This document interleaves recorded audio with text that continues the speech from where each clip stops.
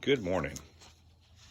Thank you for joining me again for our second edition of the Law of Berachos, or the Laws of Blessing.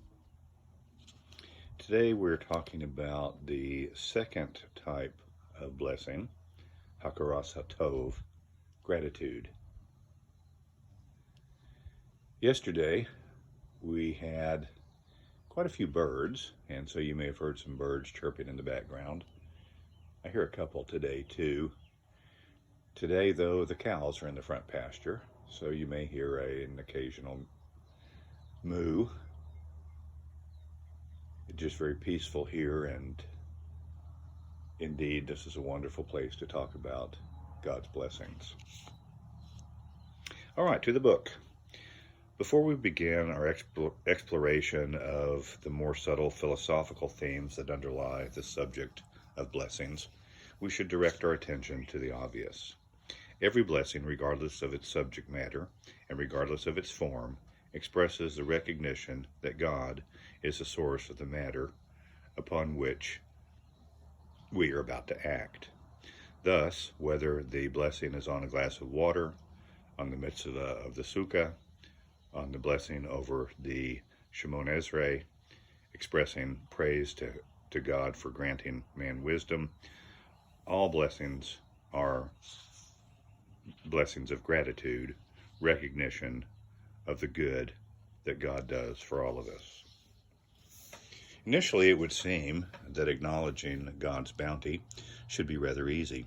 Common courtesy demands a simple thank you for an act of kindness. It is a phrase that passes our lips countless times each day. Indeed, one might question the need for a mitzvah on a matter which is everyday convention. Of course, we should say a simple thank you to the Master of the universe who has provided the good we enjoy. A pleasant thank you is a relatively costless gesture.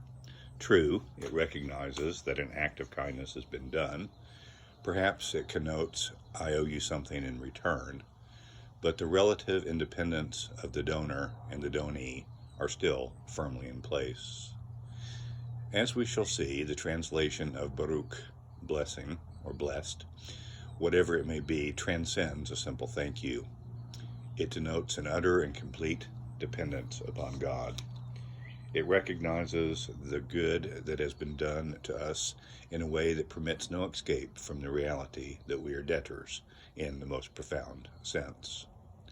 Making a blessing is no easy task. It strikes hard oftentimes at one's ego.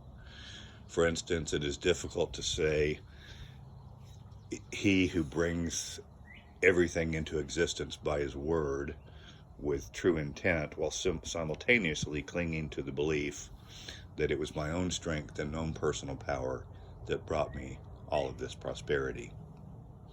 We are not obligated by Hazal to intone a blessing and to affirm our total dependence upon God for every drop of water that we drink and for the fragrances that we inhale. We would likely not do so if we were not, We would find it difficult to acknowledge that our every move requires the constant assistance of God.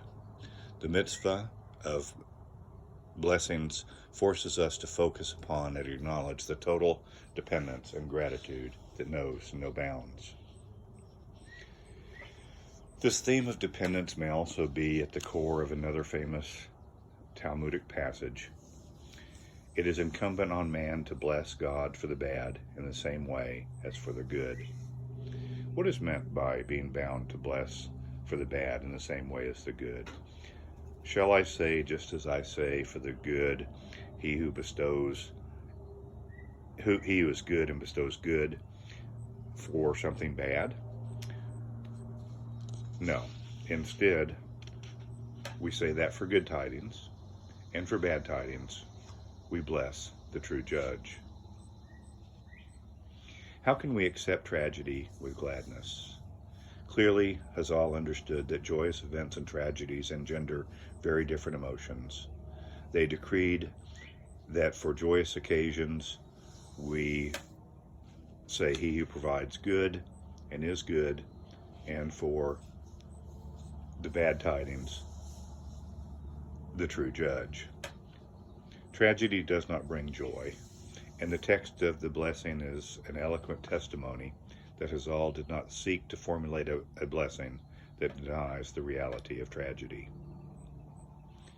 The Hasidim relate a certain rabbi was once asked why he was so joyful, whereas his wife was constantly unhappy. He responded that his wife looked to him for sustenance and support, so she has good reason to be depressed, for I am not a good provider. However, I look to God for all my needs, and in his hands I am always certain that I will be amply provided for. This simple story delivers a striking message. Admittedly, the blessings one recites over tragedy and joy are different, but at those moments of intense joy and intense tragedy, man does not delude himself. At those moments, he steps back and acknowledges that he is not the shaker and mover. His dependence is upon God. Whether the underlying emotion is that of joy or that of tragedy, if it is accompanied with the realization that God is truly the master of the universe and the master of man's destiny, it is possible to experience a deep and abiding blessing in the knowledge that man is not alone and adrift. Hakaras HaTov is thus an important element of a blessing. A blessing does express gratitude, but it does so by expressing the strength of the relationship between man and God. One can walk away from a thank you with relative ease. A blessing, however, binds man forever to an everlasting God. Next time we'll talk about the key to devakut, attachment to God. Thank you for joining me, and have a wonderful day.